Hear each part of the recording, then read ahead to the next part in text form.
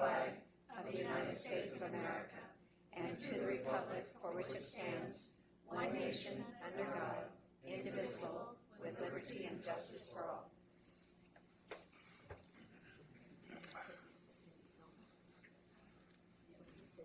Roll call.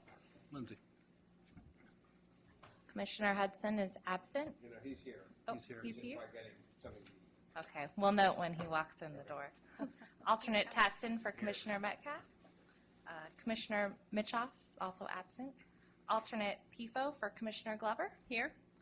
Commissioner Butt. Here. Commissioner Abelson. Here. Commissioner Pierce. Here. Alternate Haskew for Commissioner Durant. Here. Commissioner Arnerich is absent. Commissioner Taylor. Ex officio Representative DeVera is absent. Representative Murray.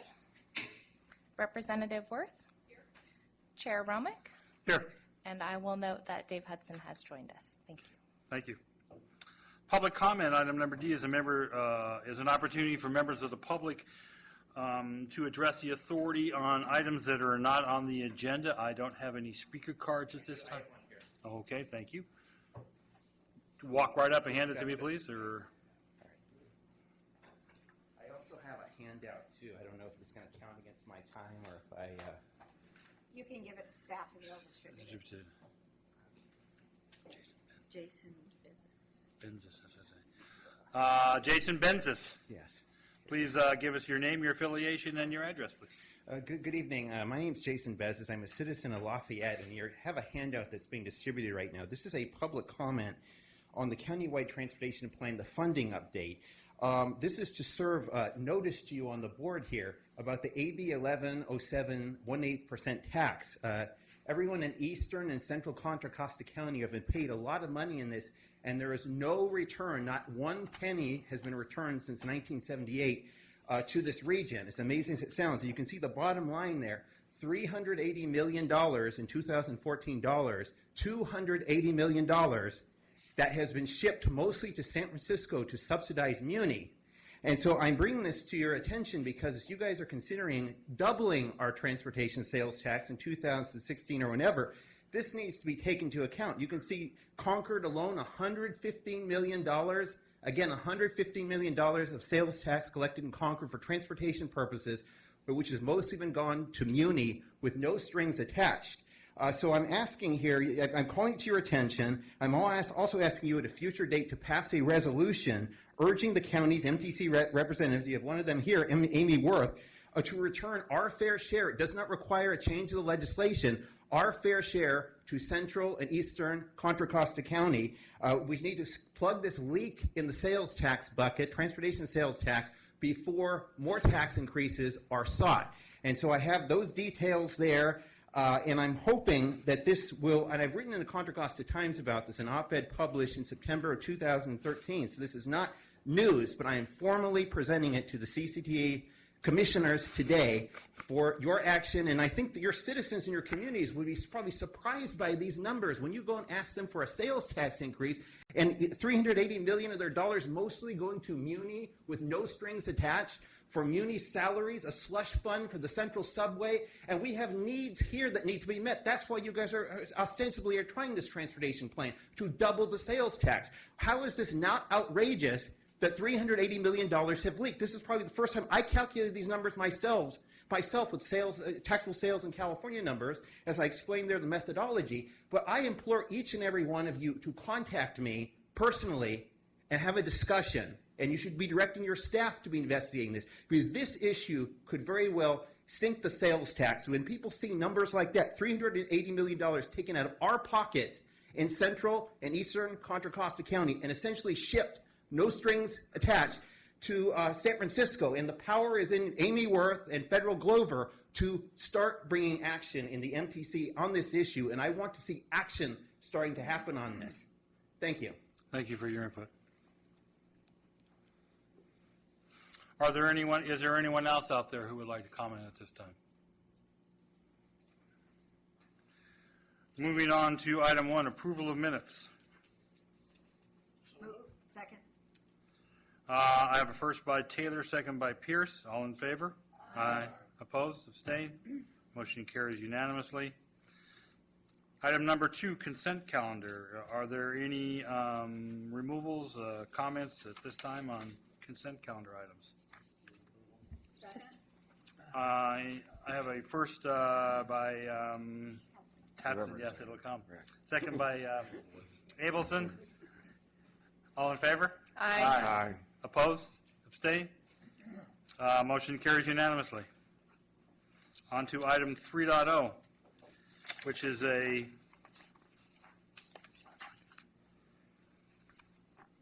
major discussion item. Should I say your last name? Grace Cook. Grace Coonigan of General Manager BART will present an informational item regarding BART's progress on funding its infrastructure needs and its priorities for the future.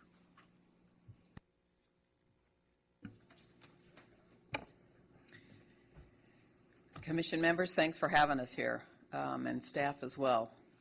We are, I'm Grace Kroniken, and with me is Karen Basting from BART, and we just wanted to take a few minutes to walk through what's going on at BART and how we've done Measure J and what we see for the future. So if you don't mind, we'll just walk through a series of slides and kind of just talk you through some things. Here, why don't we, I'll click, go ahead. Anyway, we've been at this for over 50 years, and you know with projects how long it takes to plan and to get there. But it's been a long haul, and we are 42 years now in operations. And I know 42 years isn't much for a lot of us, but for a transportation system, it's the knees and the hips that are starting to go, and we have to replace major pieces of the infrastructure, which does parallel the human body. And I just had a knee replacement, so I'm totally sympathetic to that at this point. So we want to just kind of walk you through. This is the system in 74. As you see, it ends in Concord, and it ends in Fremont, and ends in Daly City. Richmond is the only, thank you very much. Richmond is the only city that we really haven't extended from, because when you look at this next line, you see that we're reaching out to Pittsburgh Bay Point, from Pittsburgh Bay Point to Antioch. We'll get to that slide in just a minute. Anyway, we've got growth that has occurred already, and we have more on the way. And we've got our eye on the future, but our future has been very much influenced by those knees and hips I was talking about before. So you're going to see some of that. Growth in ridership, we have this constant stress on us, and I'm sure you have it in your county as well. But for BART, when I got here in 2011, we had 360,000 riders a day, and last month we had 350,000 riders a day in the month of October. And if you've ridden a BART train, and I don't know how many of you are regular riders, it's sardine can time a lot of the time, and it's even grown beyond the peak hours into what we call the shoulder of the peak. It's sardines all the time, and I came back from San Francisco not too long ago at 10:30 at night, and I was, again, a sardine. And I appreciate the writers that are telling us that. So we have the problems of success on our hand in terms of people wanting our product, and to give them more product to sell is a very expensive and long-term proposition. And so you'll see some of that also in this information. So here's the ridership numbers. Now, if we stay at the growth we've had over the last 4 years, we're at 500,000 riders in 2018, which is tomorrow in our world. When I got here 3 years ago, staff came to me and said, you know, someday we're going to be at 500,000 riders a day, and we should maybe begin to plan for that. And then way off in the future was the 750,000 riders when we need a second tube. Well, so we had 6% growth, and we had 6% growth, and at some point I threw a bucket of cold water on the staff and said, we're going to hit it. And you see by this number, if we stayed with the same projections, that's where we would end up. So we have, it's a blessing. We have a popular product, but it's expensive. I put this slide in here. I'm not sure you can tell what the comparisons means by looking at it, but if you've got BART, these are the freeways in the East Bay area, and if you have BART operating, you see the red line. That's how bad traffic is that little red notch up there. But if BART isn't running, you see the blue line. That's traffic congestion.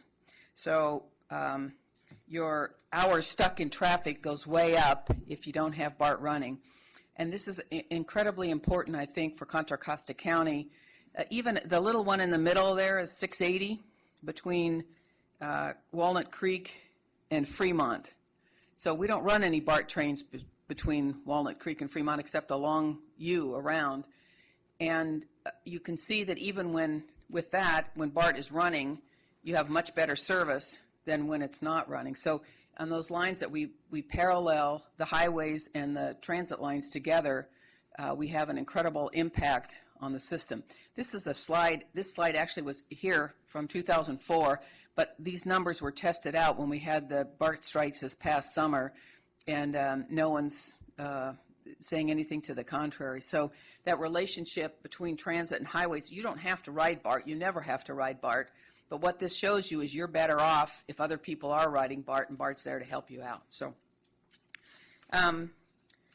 we did a little bit of work on the Caldecott Tunnel, AM/PM, that you see. We have this slide shows if you assume that there's 1.1 people in a car, person in a car, which is below the national standard assumptions, that we have 8,000 riders riding BART through that tunnel, and we have 9,600 on the cars. So that traffic impact is very clear.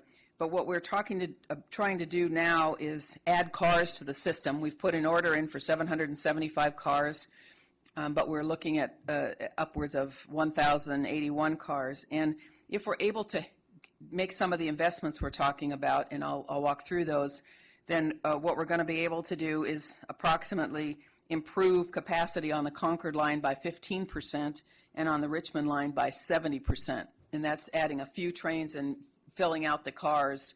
In some trains in Richmond, currently we have less than 10 cars per train.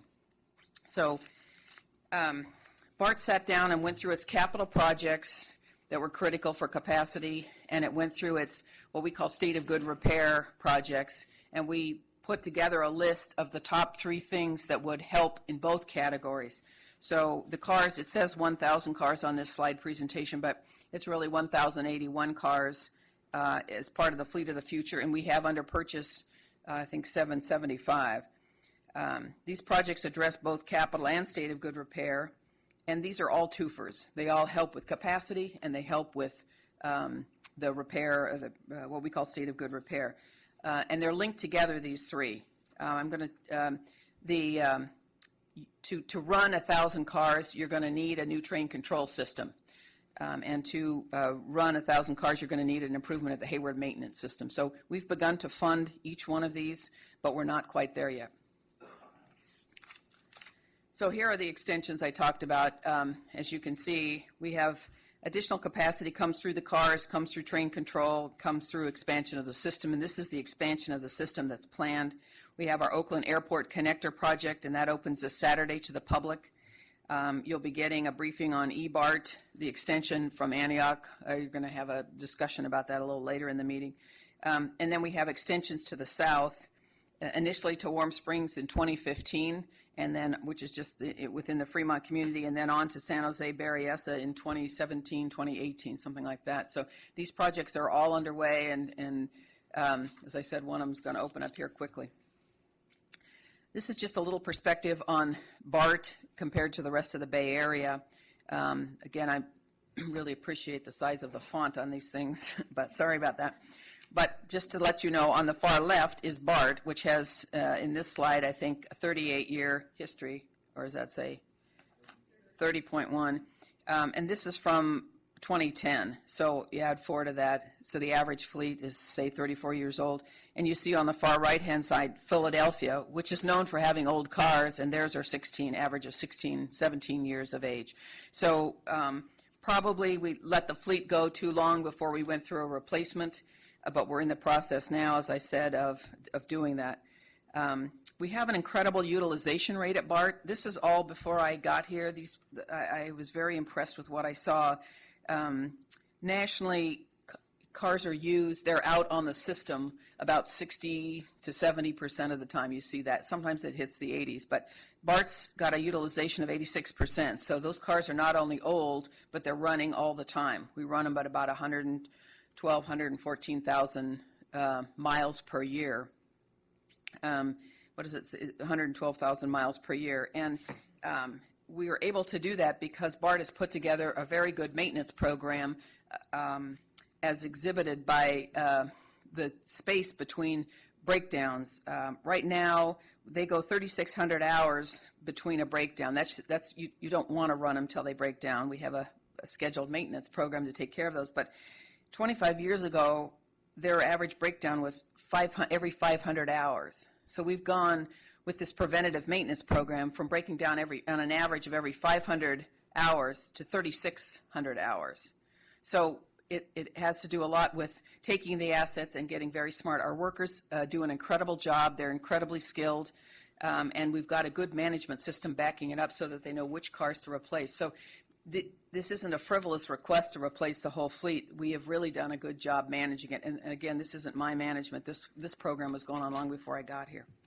To the cars themselves, we have pilot cars coming in 2015, which is next year. So we hope to have some out running around toward the end of the year so people can see and feel them. But that'll just be 10 cars. There'll be one pilot train out there running around. So it's going to be hard to catch it and know where it is. Although with all the social media, I guess you're going to know when it's coming. But the 775 will start to roll in about 2017. And we expect to have them come off, and ultimately there'll be about 16 cars a month that'll come into the fleet, and it'll take us till 2023 to get them all incorporated. But as they come on, we'll be able to add that to the base of cars, because just because a new car comes on doesn't mean we're going to take the old cars off. So we're going to do our best to maximize the fleet and start showing progress as we go. I think you can skip this one. I'll just kind of go. We have a fairly well-developed asset management program. We've been working on it for a long time. It's a priority of mine, and it's really improves the intelligence at which you can make an investment, so you get a much better return on taxpayer dollars if what you've got is a program that evaluates the asset itself, but also applies a risk factor to it in terms of breakdown, its priority in the system. So we're not replacing things that don't need to be replaced. We're also using technology to replace. A small technology investment can make a big difference in the assets, so we're trying to do a lot of things, but we've made it a science. We've crossed over from the art to the science in terms of the asset management and its availability, and its quality, and we've also tied it to our capital programs. So the numbers we have are very good and getting better and better over time. This is just kind of big picture stuff. We have a total need of $9.6 billion. This is on system replacement. This has anything to do with expansion. This is system replacement of $9.6 billion, and we have $4.8 available to us over the next 10 years. So our shortfall is $4.8 billion. So to the board in January, we'll be bringing a lot of this information in more detail. Gail Murray will be a part of that, and we'll be talking to them about what we need to do to try and address that issue. We wanted to put some Measure J success stories because it's been a successful partnership with Contra Costa County. CCTA has been excellent partners to work with. And just kind of cruise through a couple of these things. The eBART project, you're going to get a briefing on this in a little bit, I think later on this evening, but it consists of a cross-platform at Pittsburgh Bay Point. It's diesel locomotives that are in use. We hope to open it in, Randy, 2017. Is that our, okay? And it extends out to Antioch, so it's a really solid investment, and we're excited about the progress that's being made there. Other things in the basic BART system that exist today, this is just one example of station modernization at Del Norte. The preliminary design is already underway. We are using BART money to forward that particular investment, and we'll be back to you requesting about $8 million along with $10 million of BART money to try and do a station modernization pretty soon, and I'll be working with Janet on that, no doubt. In terms of the Concord station, we'll be requesting Measure J money to do the actual construction here, but we've used Prop 1B money to get the design going, which is currently underway right now. And public outreach will occur once the detailed concepts are completed. The cost of the design is about $500,000, and it'll probably cost about $3.5 million to construct. But once again, I think it's a nice partnership between our agencies. At the Richmond Station, we have about a $4.4 million investment that's going to be going in there. Some of it's Measure J, some of it's OBAG, some of it's Prop 1B, and some of it's BART money. And I think that it's always a success when you've got 3 or 4 different parents contributing to this process.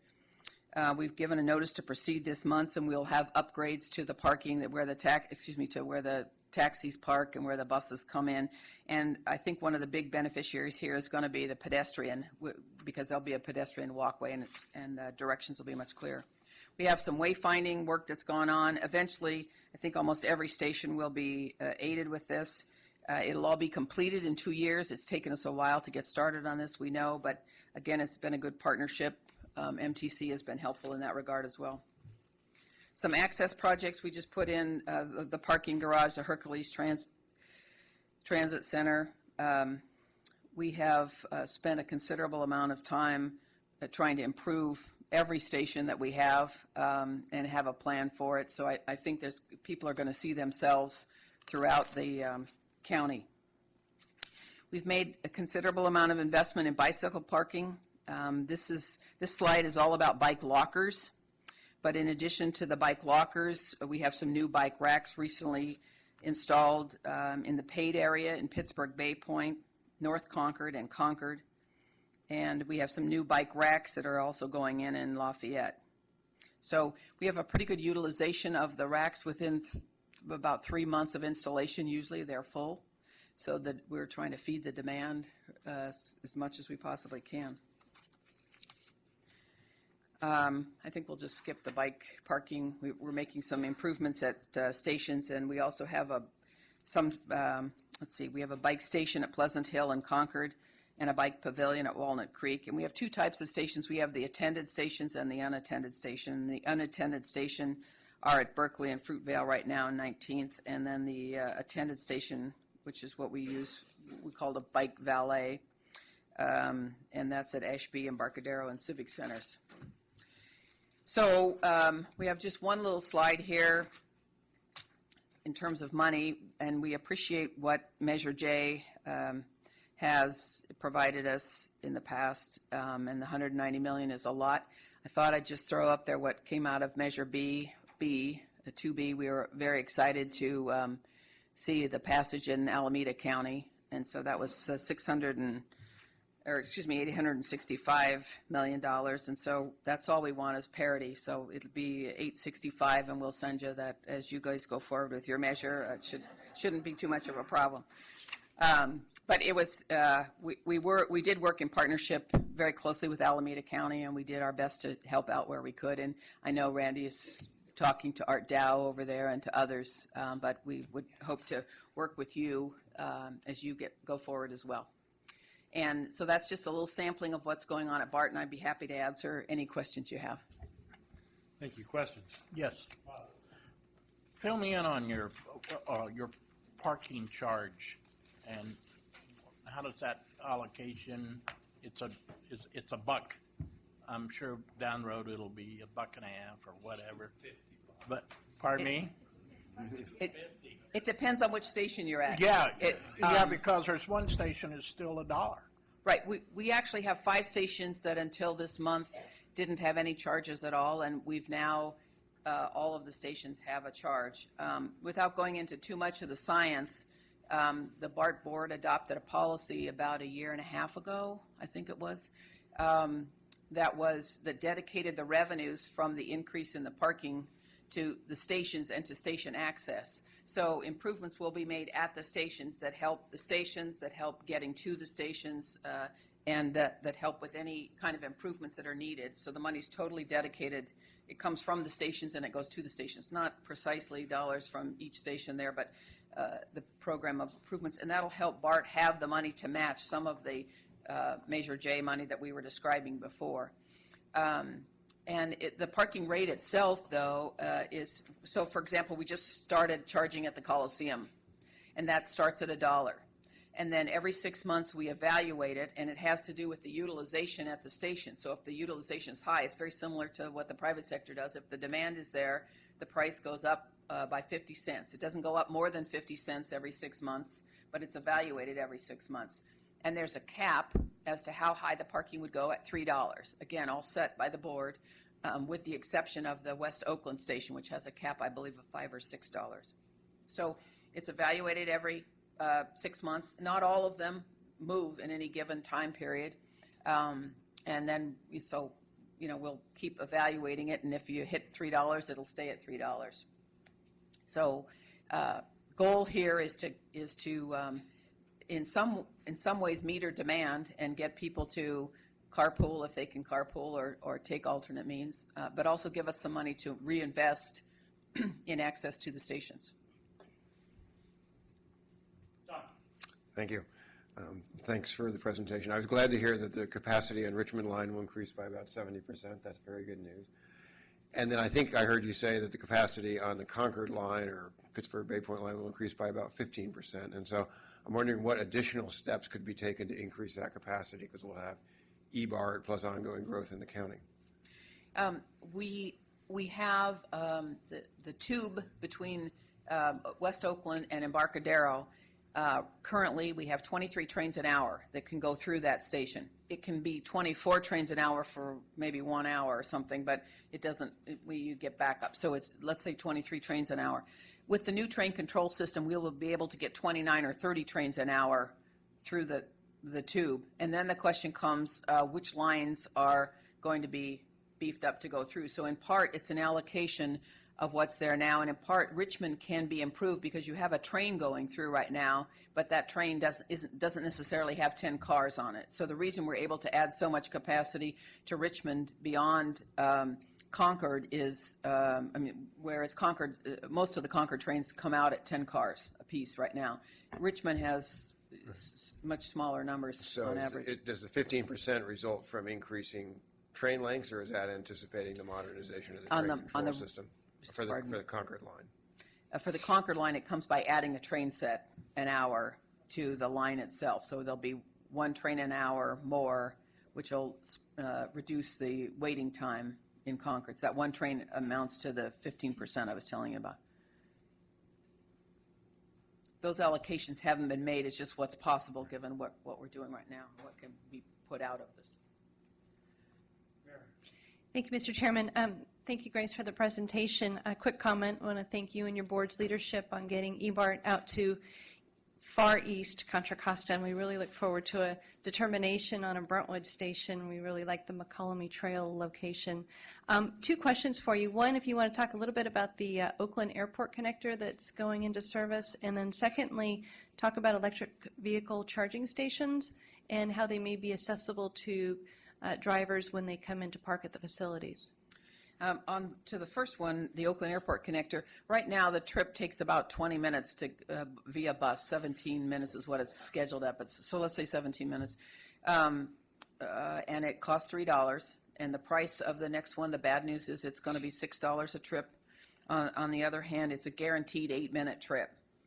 And you will get on, I wrote it again today, it's just lovely ride. You'll get on at the Oakland Airport right across from Terminal 1, take the escalator up, jump on the train, get to the Coliseum, and as you get off the Coliseum, you'll pay your entrance fee to BART, which will include the cost of what the ride you just took. And then you'll take your ticket and you'll go down on the platform at the station. We can carry about 120 riders in a car. It's 3 cars put together.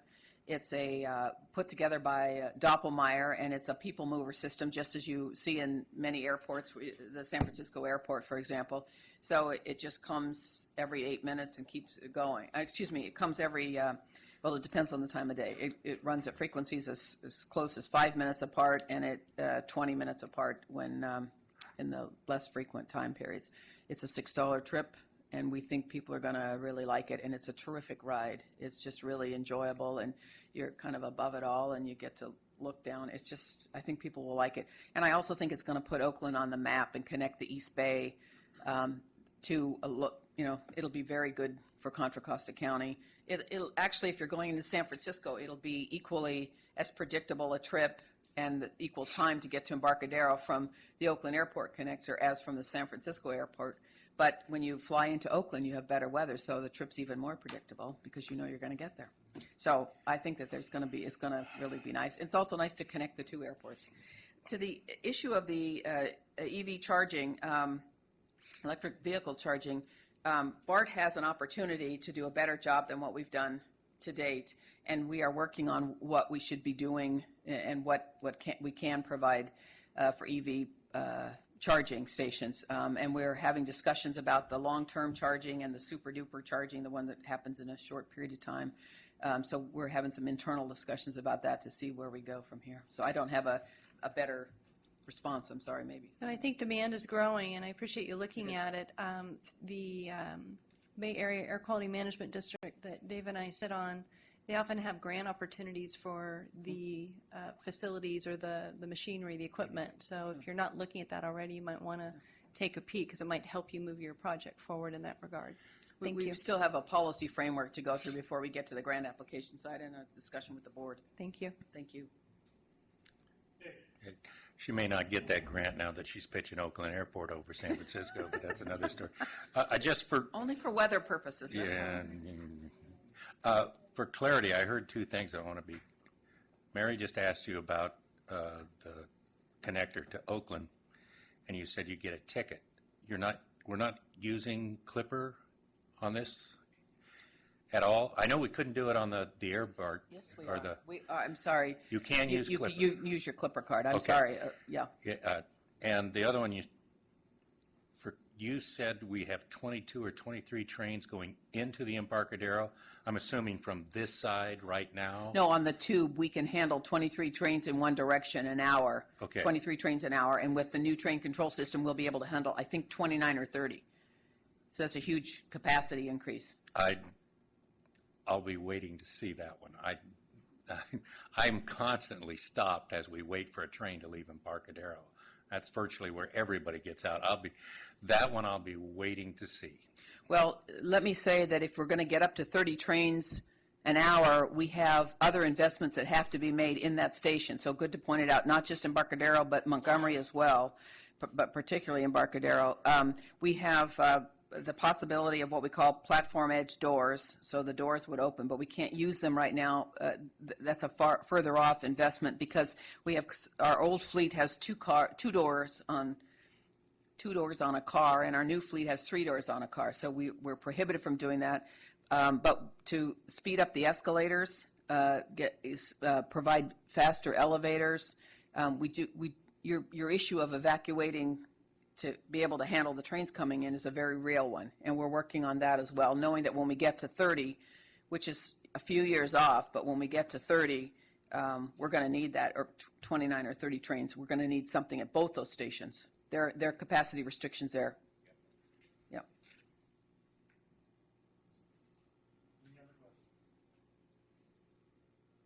Thank you. Thank you. A microphone next time, so.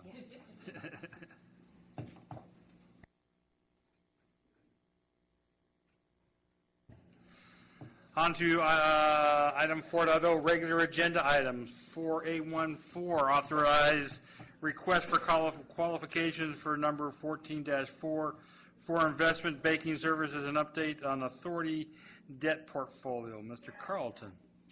Good evening, Chair Romick, members of the board. I'm Randy Carlton, the CFO. The item before you is in 2 parts, one informational and the other is an action item. I have just a few slides which I've condensed from what the APC received earlier this month, and it'll probably take me 5 minutes to go through it. I want to talk a little bit about the authority's debt, where we've come, where we are today, what our future plans are, and then at the end, request your authorization to issue an RFQ. The history of Measure J debt, it actually began just shortly after Measure J was approved in 2004, before we even started collecting any sales tax in 2009. We started early by entering into an interest rate swap that allowed us to lock in our borrowing cost that would begin in 2009.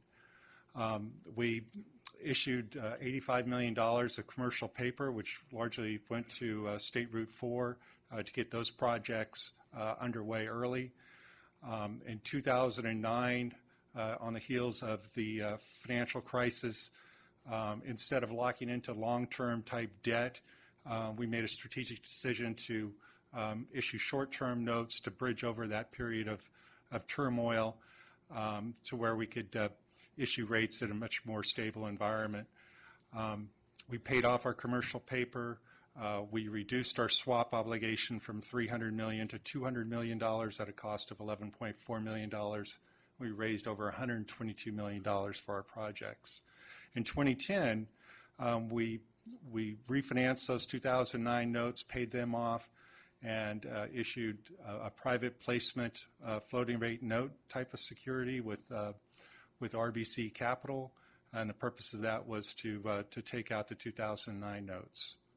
That's a real quick overview of our debt portfolio up until 2012. Where we are today, we do have an interest rate swap that's outstanding that's providing us with a 3.742% all-in borrowing cost. It is a market security and carries with it a value. Its market value right now is a negative $42 million.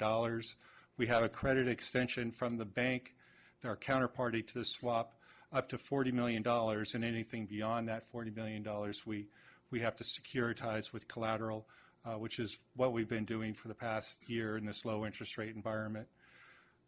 While the bank holds some of our securities out of our investment portfolio, we continue to receive the interest just as if we were holding those securities ourselves.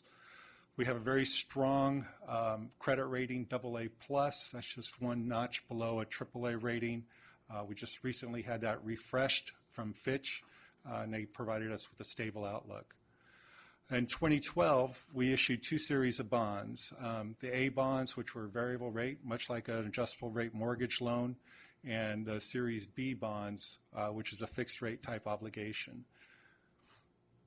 The one trigger with the Series A bonds is that we will need to refinance those no later than December 2015, and that's something that we'll be coming back to the APC on in the near future. Highlights from that transaction, you may recall that we were in a historical low construction bid environment where we were receiving anywhere between 20 and 30% savings in our construction bids. Interest rates were at an all-time 20-year low. We were fortunate to receive a credit rating upgrade, which in itself saved us about $2.5 million net present value savings in our interest costs by having that higher credit rating. We were able to increase the amount of bonds that we were able to issue for Measure J projects because we lowered our debt, we increased our credit rating, and the result of that was that we generated $132 million that we weren't planning to have in our previous strategic plan. We also refinanced some of our debt. We saved over $760,000 for a 3-year period. We tweaked the interest rate swap. We reduced some of the risk there to make it more certain. And this line chart, this happens to be one of the executive director's favorite charts. It is a line chart of where interest rates have been tracking since 2004 to the current. I've put a couple of illustrations in there. In 2005, when we entered the interest rate swap, again, no one knew what the future would hold. No one knew what the interest rates would be, but what that swap did was it allowed us to lock in a future cost of borrowing at 3.674%. When the time came that we started collecting Measure J in 2009, that's when the swap started. You could see where interest rates were. They were, up above 5%. We rode out that turmoil in the market following the housing crisis, and by issuing those 1-year notes I described earlier, and when it came time to pay those off, we found ourselves in the fortunate position of being in this very low interest rate environment where we issued fixed-rate long-term bonds at a cost of 2.11%. Looking ahead, we do have additional plans to issue debt, probably in July of 2015 in the neighborhood of $100 million. This will be used to keep the Measure J program of projects funded. We're looking at a couple of ideas there. We'll be looking to our investment banking pool to help flesh some of those out. And then again in 2020, probably be the last transaction of Measure J unless we do some other refinancings or find additional capacity. That transaction will probably be in the neighborhood of $105 million. Next steps, as your staff, we look at refinancing opportunities. We have a debt portfolio, and interest rates change; they go up and down. And where we can capture savings, we certainly will bring those opportunities back for the board's consideration. We do have an investment banking pool that we draw from whenever we need underwriters to market our bonds. It's a bit stale. It's been there for 5 years, and there's been a lot of change in the banking industry, a lot of consolidations and mergers. We're recommending that we freshen up that list. There's been some new participants as well.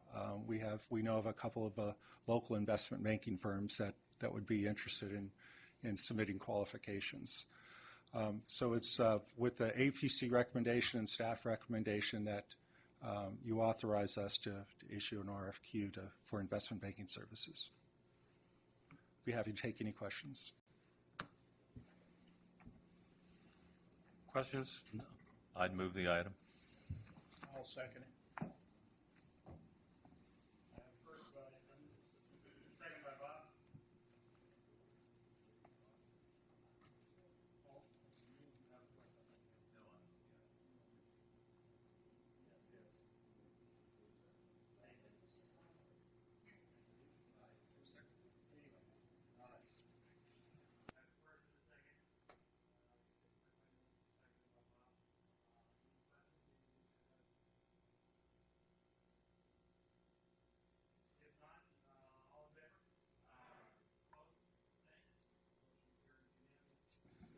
Mr. Chair, for the record, I would like to note that Commissioner Arner did arrive during the previous BART presentation, and his vote is recorded in that vote.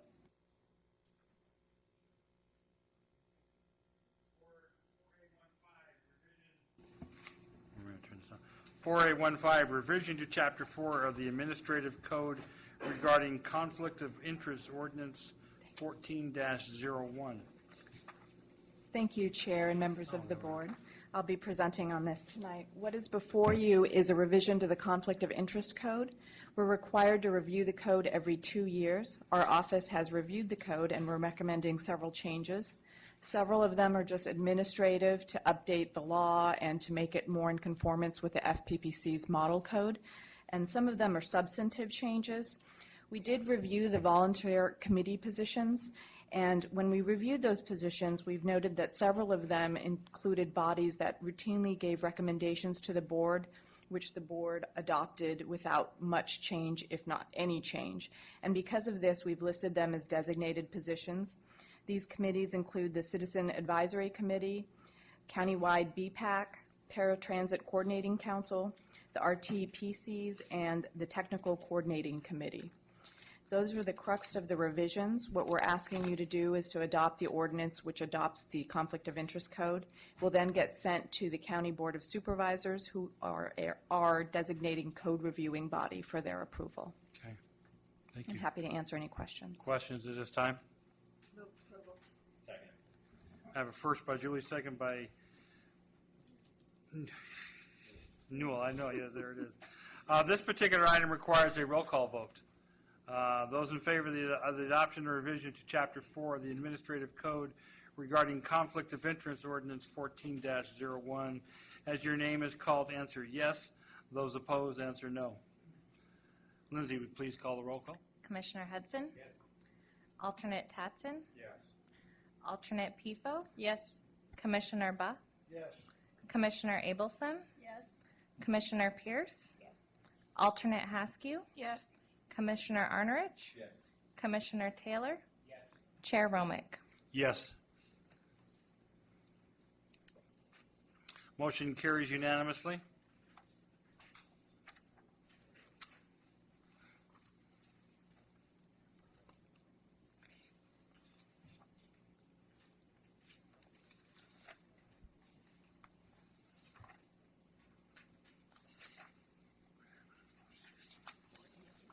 Yeah, okay, yeah. Thank you. We're on to item 4A18, amendment number 2 to the 2013 Measure J specific plan. Ross.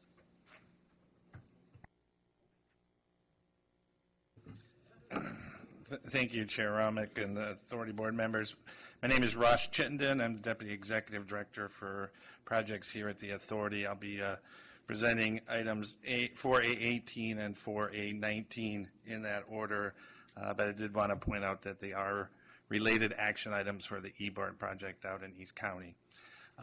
You'll see in your staff report that this item was to be contingent on approval of the Transplan Committee action that was previously scheduled for last Thursday, November 13th. Unfortunately, that item did not make it up to the Transplant Committee. At the request of the Transplant TAC, that item was tabled until the TAC could have discussion on that item. The TAC did meet yesterday. Hisham attended that meeting, and we can report that the TAC will recommend approval of the item at the December Transplant meeting. You'll also note that the item does require action by the MTC Commission to approve their share of the funding, and I was told by Commissioner Wirth that that item was approved today, so we want to thank them for their action. And a portion of the funding is from BART, and BART has approved their contributions as well. So at this juncture, staff is asking direction from the Authority Board here on their preference on taking up this item tonight, or if you would prefer that we wait and defer it and bring the item back in December after Transplant has taken action. First of all, we've been working on this for a pretty good decade. I think APC approved it 5-0. It appears that everything should be a green, everything should be a go. I'd like to see that move tonight versus, I mean, there's no reason not to go ahead and approve this item. It's gone through all the hoops that needed to go through. So representing, I'm on Transplant, Far East County, so Mary is too. Okay, so. Is that a motion? Yes, ma'am. That's, yes, ma'am. It is a motion. And I'm sorry to interrupt. Just for clarity, with the what we're talking about now is whether to proceed. If you would like additional discussion, I could provide that before you're asked to formally take action. oh, hold on, Newell. I was just going to say, I agree. I think we ought to move on it, but I would just say we ought to make sure in the motion that it's subject to both the other agencies approving those, just so we're not The other two agencies being. Transplant and, He misspoke. He said Transpac. Oh, did I? I assume Transplant, sorry. But Transplant and MTC still has one more. No, It's they 100%. voted today. Okay. Yeah, I would second the motion. Oh, I Took think. the wind out of my Oh, Mary. sails, Newell. I Come thought she on. seconded it. No, I think that the issue of it being held back, I thank you, Mr. Chairman, was a process issue versus policy issue. And to Mr. Arnrich's concern, I don't think it's substantive. It just was more of a process piece. So I support the motion. Right, Or and will there's a third sitting member of Transplant on the board. I there we agree go. with the rest of them that this has been a project that's been long in the waiting, that is important to East County, that we move forward on to it expeditiously, and now that the money is available, there shouldn't be anything holding this back, so I also agree that we move forward with it. So I have a first by Bob, second by Newell. Any other discussion? All in favor? Aye. Opposed? Abstained? Motion carries unanimously. Right. Thank you, Chair and Commission members. Item 4A19 is an appropriation action, and the request and the recommendation from staff is that you appropriate $2.7 million of funds to BART for the Pittsburgh City Center station, and that is incorporated in the strategic plan amendment that you just adopted. So moved. Second. First by Bob, second by Mary. Any other discussion? All in favor? Aye. Opposed? Abstained? Motion carries unanimously. Thanks, Ross. Thank you. 4B4, CTTA Measure J Programs 12 and 13, report on status of projects in transportation for livable communities and pedestrian bicycle trail and fund programs. Good evening, Chair Romick and Commissioners. The Authority adopted its programming plan for Program 12, Transportation for Livable Communities, and Program 13, Pedestrian Bicycle and Trail Facilities, about 2.5 years ago. The plan programmed funds that we expected to get for these two programs through the end of this fiscal year 14-15, which will end June 30th of next year. Let's see if I can get this to work. Okay. The plan programmed about $6 million to 14 projects, $16 million to 28 projects through the TLC program, and about $6 million to 14 projects in the PBTF program. After about 2.5 years, only 8 projects have been completed, although the majority, 25 of the 42, are in the planning, design, or construction phases. Only 9 haven't yet begun. This may look a little more dire than it actually is. Some of the projects haven't begun because their programming wasn't actually programmed until this fiscal year. Nonetheless, most of the projects are behind their original schedule. This is those 42 projects broken out by the different periods of delay. On average, projects are expected to be completed about 18 months after the date that they originally told us that they would be completed. And there are a number of reasons why. There are staff changes, scope creep, unforeseen circumstances, loss of expected funding. Those are just some of the reasons, and where the project had federal funding, sometimes delays in getting Caltrans approval added to the delays of the projects being delivered. The delays are reflected in the amounts that have been appropriated and invoiced. Of the 21.7 million programmed, about 69% or 15 million have been appropriated, and only about 12%, 2.6 million has been invoiced to date. Though we expect a couple more invoices to be coming in pretty soon. We do expect the amount that have been invoiced to increase as projects move from design into construction, though. This chart shows that there is a significant lag between the programming the funds and their use. I've shown the appropriations for this fiscal year in a dotted line because we still have 7.5 months to go, and we expect to be getting some appropriations in pretty soon, and I expect to get some in the next, about $1.5 million in request in the next couple of months. So the information in the project, the monitoring report points out the need to improve on project deliverability funded through these two programs. The TCC suggested that the authority require project sponsors to come up with a more realistic schedule, a less optimistic schedule when they make their applications, and that we give priority to those projects that are closer to being shovel-ready. And the Planning Commission committee meeting, Commissioner Durant suggested that if a project's delayed by a year or more, that they justify the reasons why the project has been delayed. Staff feels that those suggested changes are good ones and should be incorporated into the next round of TLC and PBTF funding. Staff is also suggesting that we delay the next call for projects for these two programs to allow more time for sponsors to complete their projects. Staff would also like to use this time to look at the pros and the cons, and there are both pros and cons, of coordinating the call for these two Measure J programs with the next round of OBAG funding, which is also going to be delayed by about a year. So that concludes my report, and I'd be happy to answer any questions you might have. Dave? No. I'm just curious, how much of these delays are due to Caltrans? I mean, my experience is that Caltrans is a cumbersome and ponderous organization and can stretch out a good project for years. Well, most of the projects that are being funded through both these programs don't have federal funding.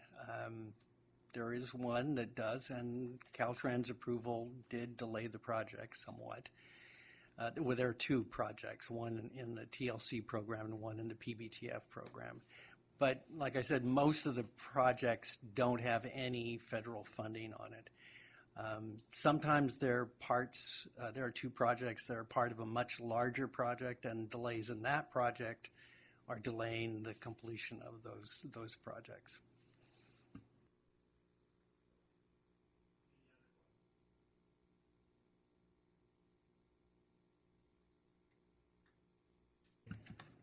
Thank you.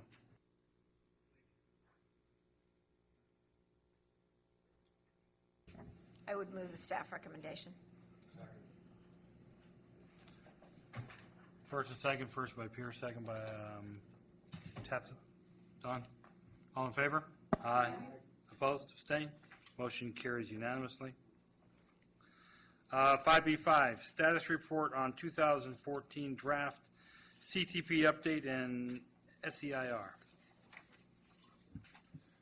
Good evening, Mr. Chairman, Commissioners. Martin Engelman, Deputy Executive Director for Planning. And I'm here this evening to give you an update on the status of the 2014 Countywide Transportation Plan. As you know, the draft CTP was released back in August of 2014. The comment period was extended out to November 3rd, 2014. So this is the first time that you've met since the comment period on the 2014 CTP closed. And at this time, staff is compiling all of the comments that we received, and they include a large number of emails submitted by members of the public to our 2014 CTP email site. They include hundreds of bright ideas that we received through the KeepContraCostaMoving.net website portal that Lindsay set up for us. They include public comments received at the 5 workshops and at the Teletown Hall. And we also have comments from our partners, local jurisdictions, transit operators, and non-governmental organizations. So the entire body of comments received so far is on our website, and the address for that is in the board letter, and you're welcome to go and look at the entire body. It's actually a summary of the entire body, but this is about what we're talking about. And then the letters that we received, we now have 29 letters, and they were included in the PC packet and the authority packet. I should also mention that after the close of comments, we received 3 additional letters that are not in your packet. So at your dais, there's a handout, and you can see the 3 additional letters. And with your permission, we would like to include these in the list of letters received. I know they were received after the comment period closed, but I think in some cases it was kind of a crunch for them to get their comments in. So we're in the process of compiling all this information and synthesizing it, and we're going to bring it back to you in December to tell you what we heard, and it's going to include what we heard through the written survey results. As you recall, there was both the web-based survey and also the handwritten survey. So also during November and December, as we synthesize these comments, we're feeding these back to the RTPCs.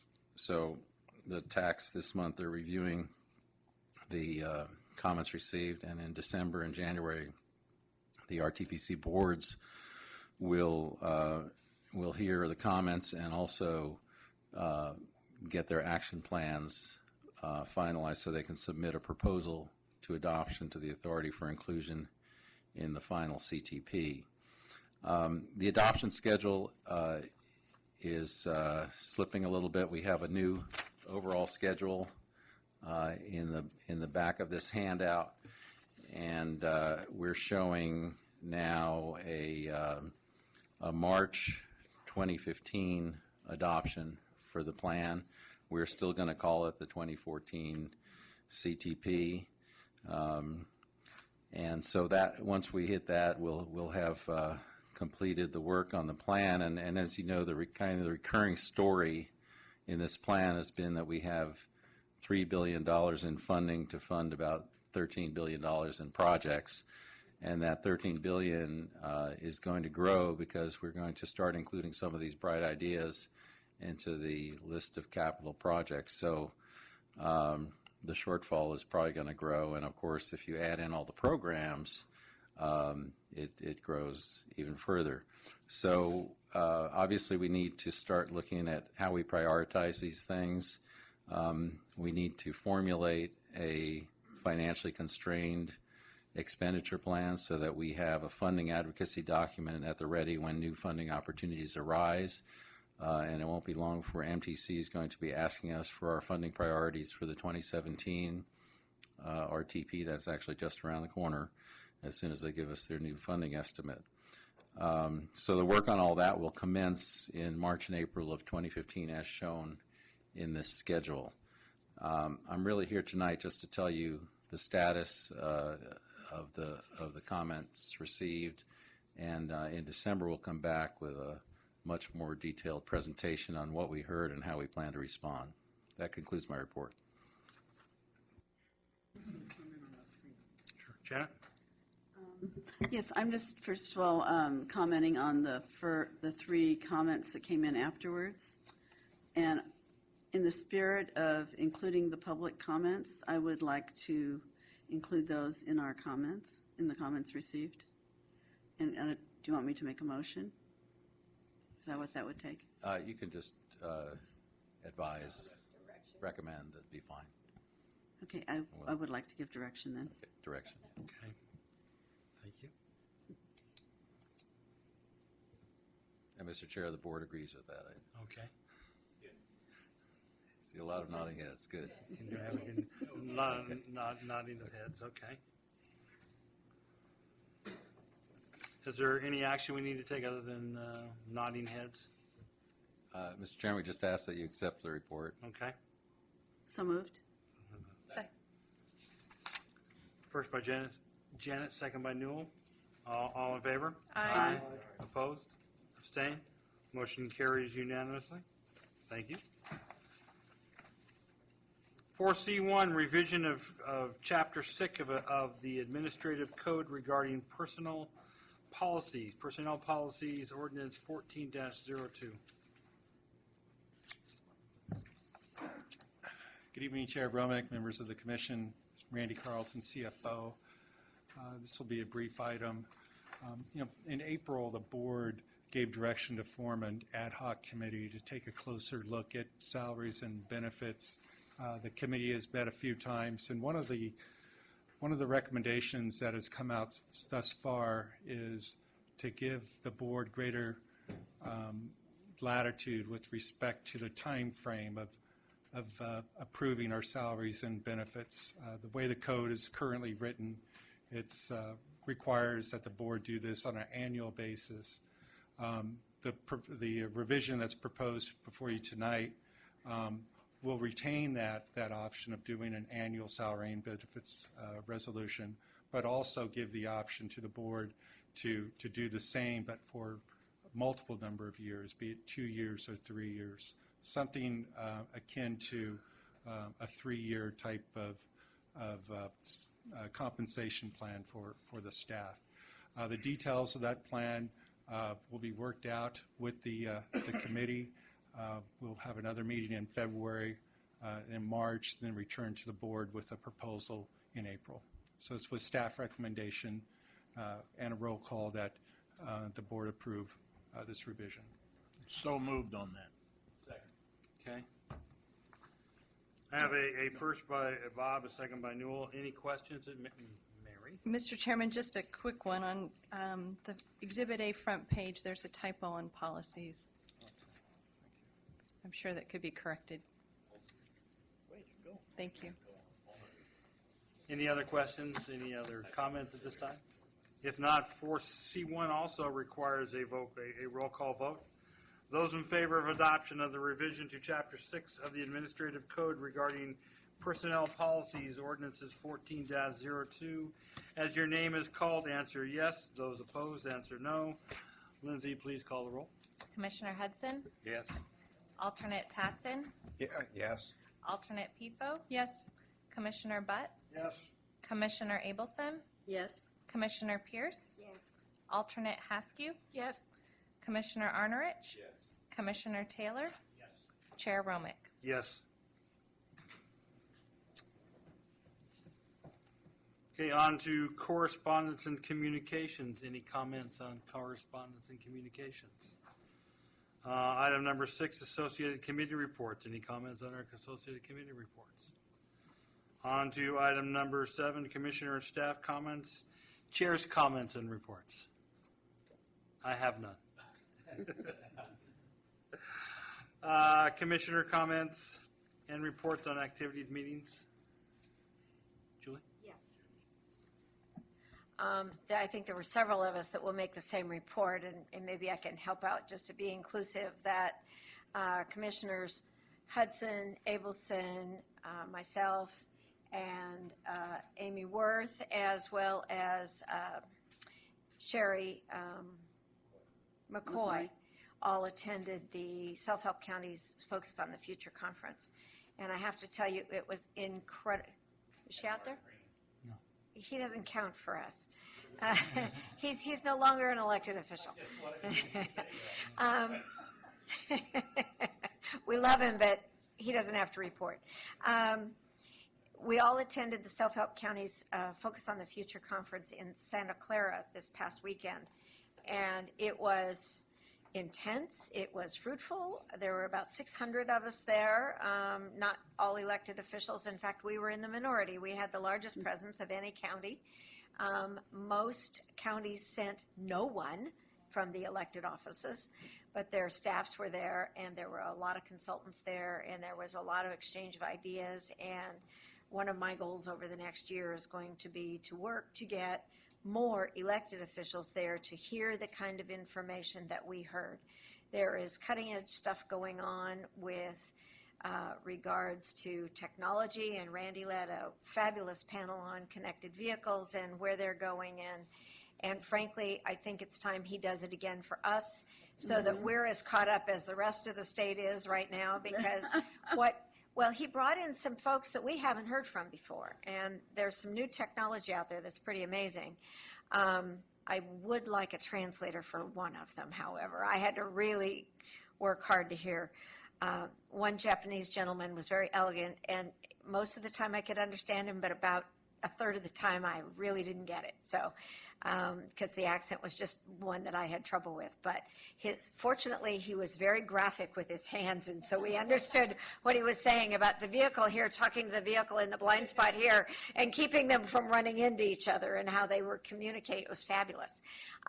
Another one was Megadata that I attended, and talking about how big data or megadata is helping us with planning for the future in transportation. And one of the comments I wanted to make on an item that was on the consent calendar really was, Randy, how do we go about changing state regulations which now say we have to do traffic counts X way and Y way that takes years to get done when we could do it in a snapshot?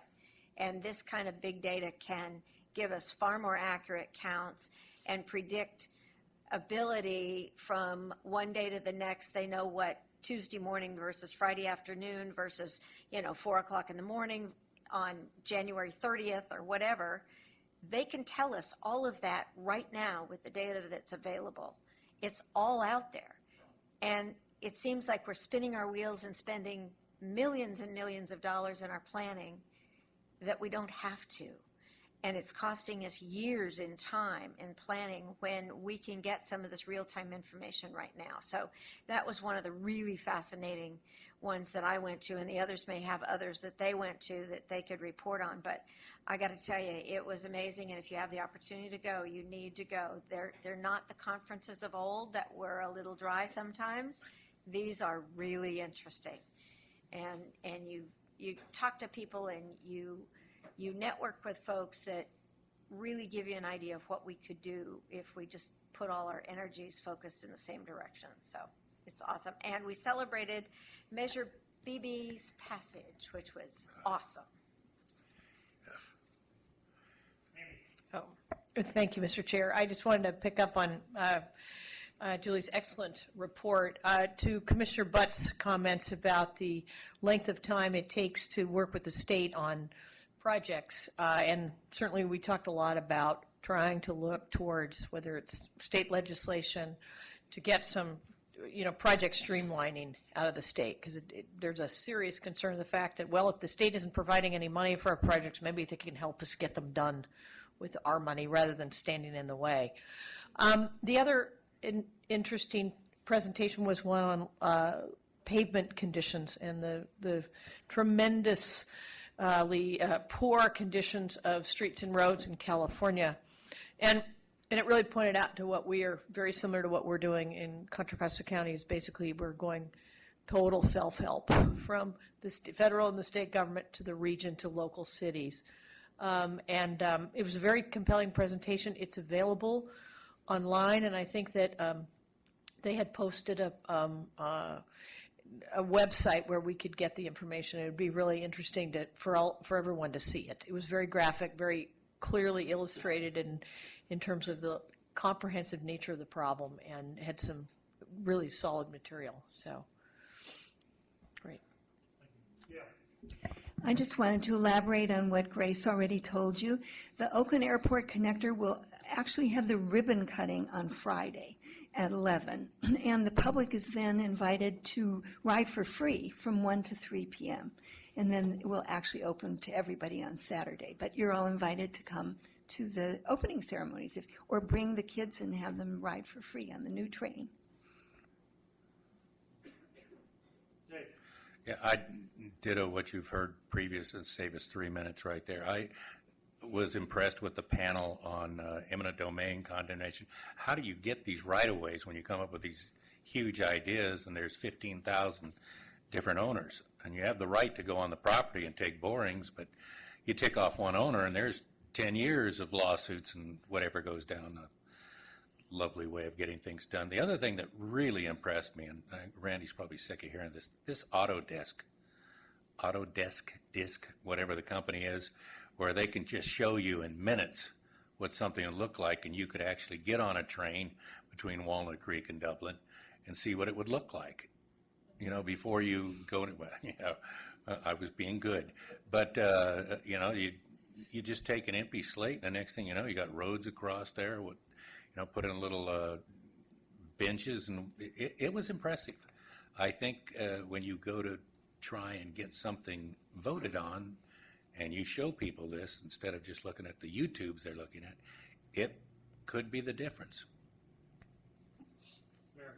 Mr. Chairman, I just wanted to thank the body and CCTA staff and support staff and all our jurisdictional staff. I'm not here very often, but out in East County we get to celebrate some milestone projects and ribbon cuttings and completion projects every once in a while. Not all of you are able to make those. So since I'm here, I'd just like to take this moment to thank everybody and all the jurisdictions and the wonderful effort that you put forth into not only Contra Costa County, but most specifically Eastern Contra Costa. So thank you, and happy Thanksgiving to everybody.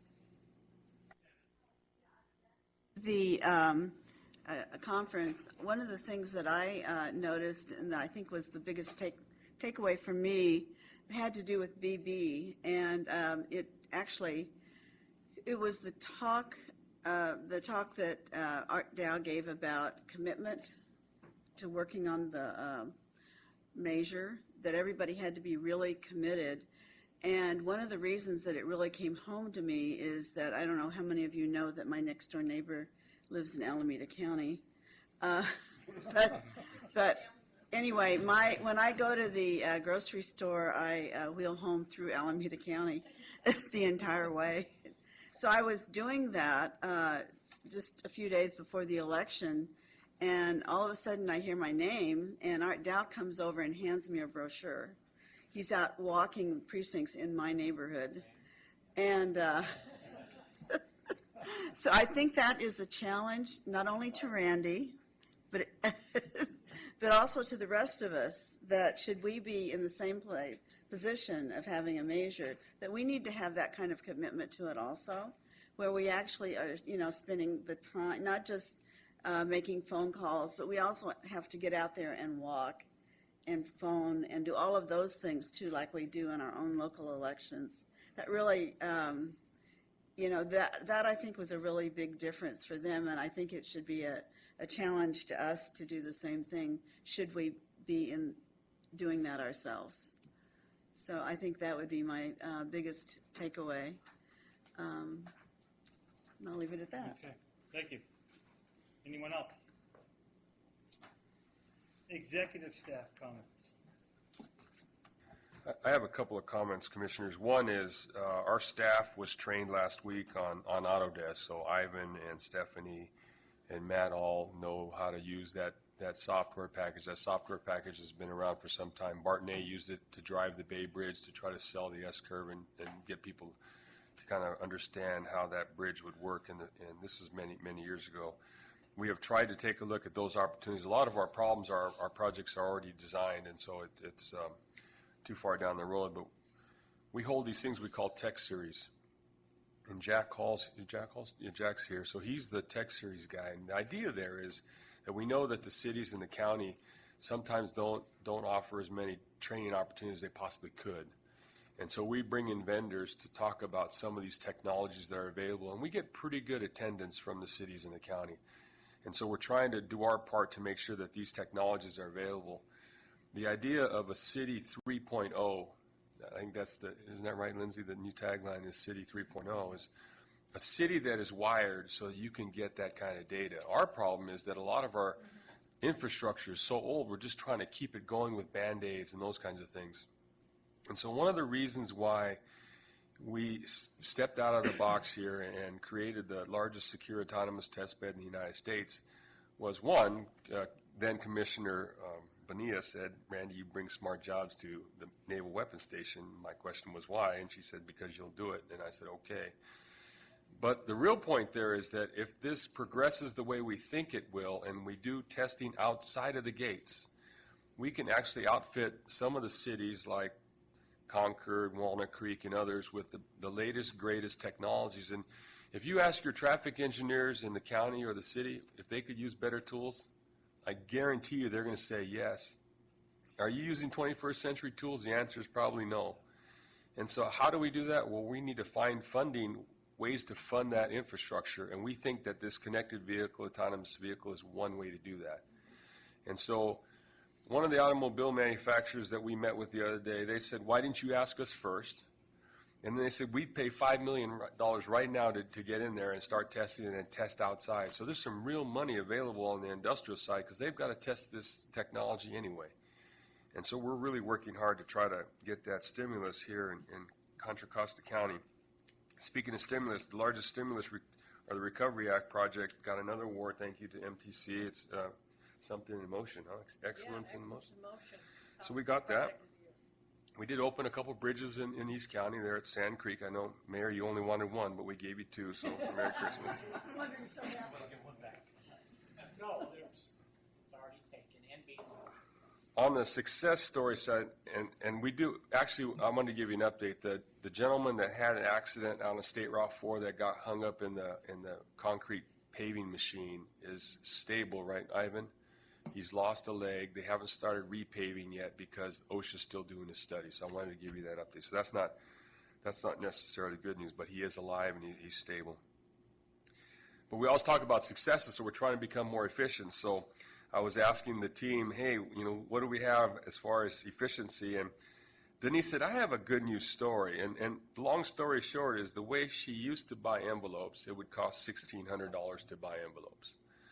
But in talking to the California quality printer, they said, you know what, for the same amount of envelopes, we'll just do it all for you right here, and it'll be $1,200, and so we save $418 an order. So granted, it's not $33 million or $25 million, but it is a savings, and it's an efficiency, so we're pretty proud of that. But back to the little town of Danville, we just opened bids on your landscaping projects. We did promise you landscaping, and the engineer's estimate is $2.44 million. And the lowest bid, we haven't checked it to make sure it's responsive, was 1.4. So that's $1 million savings right there. And the reason why I'm telling you all this is because in order to get bids like that, generally it's because you're the owner of choice. And why we do that? Because Randy's team, initially Randy thought I was just throwing this out just to throw it out, but I said we pay faster than Caltrans. We pay the undisputed amount. We're a partnering agency. Test us. If we're not, call me on the carpet for it. And we pay, in fact, our team today was talking about Thanksgiving and how if we can get the invoices in, we can cut the checks before Thanksgiving. Now that's like 4 days, right? 4 or 5 days now. At Caltrans, and that was my old team, so I apologize if this ever happened to you, but it would be 30 or 40 days later, right? And so if you pay them in 3 days or 4 days, they're going to give you a better bid next time, and I don't know how much, so I'm not saying they could give you a better bid because I don't want to calculate it out and those kinds of things. But that's $1 million savings for your landscaping. We'll keep you informed. They're doing the analysis now, right, Ivan? To make sure it's a responsive bid. So that's it. So, and then I flew to Chengdu, China. I thought you'd give me a present. Oh, hey, we've got some books. Yeah, we've got some books. Right, I flew to Chengdu, China for Michelin. Michelin asked me to speak about freight. Last mile. Turns out that I had to speak about freight, not about freight last mile. And then I had to speak about ITS, and so I'm proud of myself. I actually made a PowerPoint presentation in China using my computer that I couldn't hook up to the network. It's just a standalone computer, but I happen to have some of these old AB32 presentations because the last thing they had lunch with me, and they said, by the way, tomorrow at 9 you're going to give a speech on performance measures and compliance for greenhouse gas reduction and pavement noise. And I just gave a speech last week on pavement noise. No. So I was lucky. So now they're saying I have to do my own PowerPoint because I could drag the old slides and it would go and it would get into the same format as the newer version. So it was pretty slick. I was pretty proud of myself. Anyway, I did that in Chengdu, China. So we bought some of these books. It's the history of the tunnel. It's got some of you in here as pictures. Thank Lindsay and I.B. Morrison. And that's all I have. Thank you. Mr. Chair, I would also like to, because it's happened since our last meeting, to congratulate Randy. He has been appointed chair of the National Freight Advisory Committee, and that gives us a whole lot more clout, nationwide and certainly for our county in getting goods movement accomplished here. And so with our Northern Waterfront project and all the other projects we're working on, that's a big deal.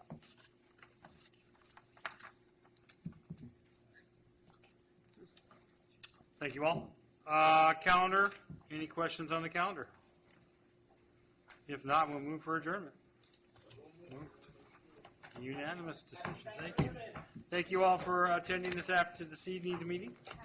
Appreciate all your input.